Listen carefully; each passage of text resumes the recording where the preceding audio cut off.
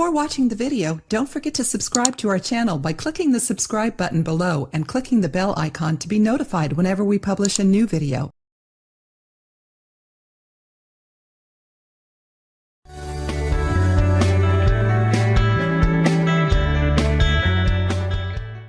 The truth about coconut oil and what it really does to your body. Coconut oil is good, coconut oil is bad. If you read the recent AHA announcement earlier this month and want to yell shut up, stop confusing me, then you're not alone. It seems every other week the media releases a new headline that contradicts what you've read somewhere else or been told by a healthcare practitioner or nutritionist. Is coconut oil good for you? Unfortunately, this is a world where news and media sells and where a new spin on a health topic will almost always win over the boring truth. So before I answer the question is coconut oil good for you or not, I want to bring up 3 key issues that are important to be aware of before you read absolutely anything on health and nutrition online. Issue 1. Nutrition science is flawed. In order to run an experiment, plot data onto a graph and present results, scientists need to use isolated variables that can be measured and tracked. When it comes to pharmacology, this is simpler to do as you are studying the effect of a single drug, with a consistent chemical structure. But how do you measure an apple that is not standardized and made in a lab, has hundreds of components, including vitamins, minerals, fiber, natural sugars, antioxidants and more? Herein lies the problem.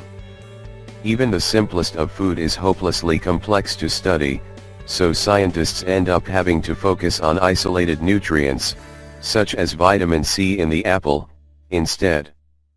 As Marion Nestle puts it, this takes the nutrient out of the context of food, the food out of the context of diet and the diet out of the context of lifestyle. When we solely focus on isolated nutrients, saturated fat, omega-3s, fiber, cholesterol, we are not only missing the bigger picture of a healthy lifestyle, we are giving the food industry permission to market fake, processed food to us in a convincing manner. Allow me to demonstrate with an example. Like most people, you know that apples are good for you. One day, a scientist releases research that apples have pectin fiber which helps you feel full and lose weight. The next month, a food marketer creates a new chewy apple-flavored granola bar with a claim that says high in pectin fiber. You, the consumer, having read that pectin fiber helps you lose weight, will go out and buy this granola bar, which is actually full of sugar, preservatives, and more. Bottom line, you would have been better off without reading that research and without that granola bar, if you listened to basic logic that fruit is good for you and ate an apple. I would also ask you to consider this: North America has some of the highest rates of chronic illness such as heart disease, cancer, and diabetes, even though we obsess over nutrients. In contrast, the French enjoy butter, bread, and meat without obsessing over saturated fats or calories, and are a far healthier population. Issue 2. Scientists need to get published. Ever wondered how a scientist makes money? Like the rest of us, scientists have a career ladder they need to climb and line items to add to their resume in order to secure a higher salary. This Forbes article shows how the more influential you are in the science arena, i.e. getting published, making headlines, and getting grants, the higher your earning potential. While I would like to believe that all research that is pushed out is necessary and meaningful, I would be naive if I made this assumption. It would also be naive not to take into consideration that scientists do now work in a silo. They receive grants and funding from corporations that are increasingly partisan. In the case of the recent AHA report on saturated fat, if you take a look grants, you will see that 2 of the researchers received grants from the Canola Oil Council and multiple pharmaceutical drug companies such as Amarin, Amgen, AstraZeneca, Eli Lilly, Eisai, GlaxoSmithKline, Merck, Pfizer, Regeneron, Sanofi, and taquita. Would the Canola Oil Council benefit from research suggesting vegetable oils, such as canola oil, are healthier than coconut oil? Would pharmaceutical companies that make cholesterol-lowering drugs benefit from research affirming the connection between cholesterol and heart disease? Issue 3, Lack of Education.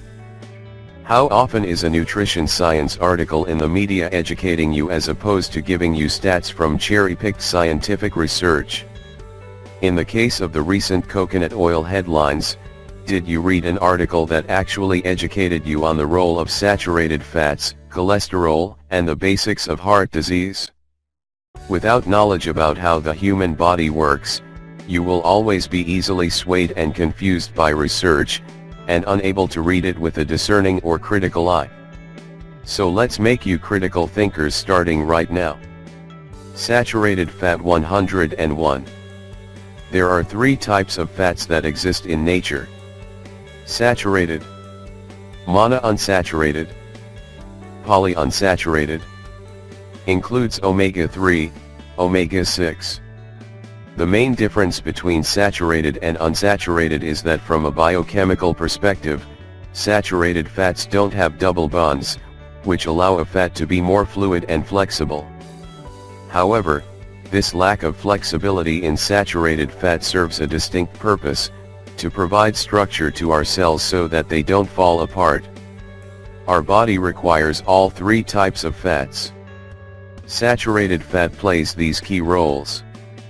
Basic requirement for our cells to function, i.e. give structure to our cell membranes. Without saturated fat all our cells would be floppy and flaccid. Hormone production, energy production, organ padding. Bottom line, saturated fat is necessary for survival and overall health. Cholesterol 101. Cholesterol is produced by the liver and has the following important functions. Production of all steroid hormones, e.g. estrogen, testosterone. Production of vitamin D to build strong bones and teeth. Production of bile, which is necessary to digest fat. A structural component of every single cell in the body, helps form a protective barrier. Chief healing agent in the body, i.e. if there is damage to an artery, cholesterol arrives help with wound healing and to patch it up. At any given time, 75% of the cholesterol in your body is produced by your body, and the remaining 25% is from food. The human body is also able to self-regulate production of cholesterol in response to what you eat, i.e. if you eat 2 egg yolks, your body will recognize that intake of dietary cholesterol and produce less to balance it out. Bottom line, cholesterol is necessary for survival and overall health. Also, stop avoiding egg yolks. Egg white omelets are pretty terrible anyway. Heart disease 101. The old theory goes like this: if you eat food high in saturated fat, this will raise your cholesterol levels and therefore increase risk of heart disease. End of story. Here's what's true: saturated fat will increase your dietary cholesterol levels. Here's where the misunderstanding exists, that higher dietary cholesterol intake will by default raise your risk of heart disease. Let's break down that second part. Cholesterol is a fat-soluble substance whereas blood is water-soluble.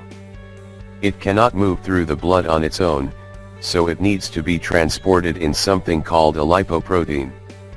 There is low-density lipoprotein, known as bad cholesterol, and high-density lipoprotein, known as good cholesterol. I like this analogy that Chris Kresser uses to provide a good visual. Imagine your bloodstream is a highway, the cars on the road are lipoproteins, and the passengers in the car are cholesterol particles. If there are too many cars on the road, traffic accidents are more likely to occur. Basically, if there are too many LDL particles on the road, more damage is likely to occur to the arterial walls. It is not the cholesterol inside the lipoproteins that are the issue. Let's take it one step further. Research shows that it is the LDL particle size that matters.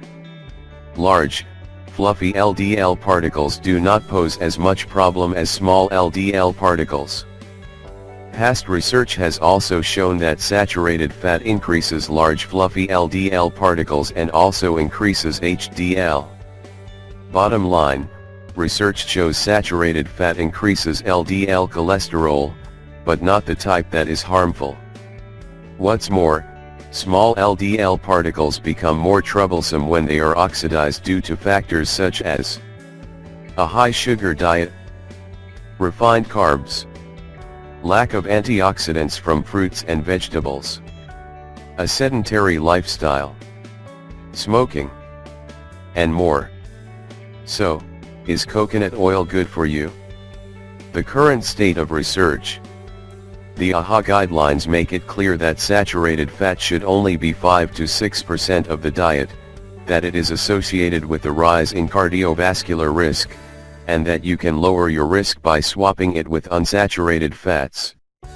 However, it is important to keep in mind that the AHA research does not cite research that links coconut oil to heart disease, but simply saturated fat to increasing LDL cholesterol. In contrast, enough conflicting research exists on the other end of the spectrum that does not link saturated fat to cardiovascular disease. Where do we go from here? It was just last year that the front cover of Time magazine declared saturated fat and butter did not raise the risk of heart disease.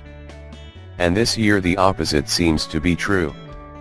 I won't be surprised if this debate continues over the years, and the confusion gets worse. There is already enough conflicting research on the topic.